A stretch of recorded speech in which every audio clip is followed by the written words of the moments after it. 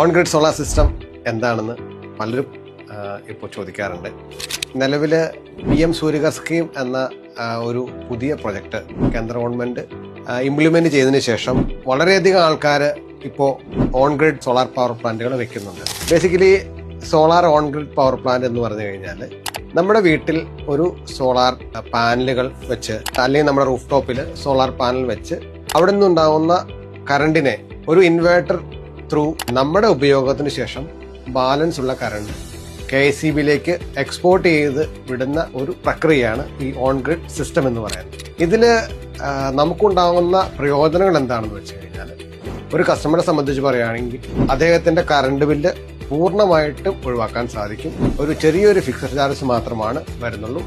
അതുപോലെ തന്നെ നമ്മുടെ വീട്ടിലെ ഉപയോഗത്തിന് ശേഷം പോകുന്ന കറണ്ട് ഒരു മീറ്റർ ത്രൂ ആണ് പോകുന്നത്. ആ മീറ്റർ നെറ്റ് മീറ്റർ എന്ന് വിളിക്കും. അതിൽ നമ്മൾ KSEBിലേക്ക് എക്സ്പോർട്ട് ചെയ്യുന്ന യൂണിറ്റും അതുപോലെ തന്നെ നമ്മൾ ഇമ്പോർട്ട് ചെയ്യുന്ന യൂണിറ്റും നമുക്കതിനകത്ത് റീഡ് ചെയ്യാൻ സാധിക്കും. ഒരു ഉപഭോക്താവ് ബാലൻസ് എത്രയാണോ ആ യൂണിറ്റ് KSEBിയിൽ ഒരു ബാങ്കിങ് പോലെ സ്റ്റോർ ചെയ്യുകയും നമുക്ക് എപ്പോഴാണോ റിക്വയർമെൻറ്റ് അല്ലെങ്കിൽ ഉപഭോക്താവിന് എപ്പോഴാണോ റിക്വയർമെൻറ്റ് അത് തിരിച്ചെടുക്കാൻ സാധിക്കും.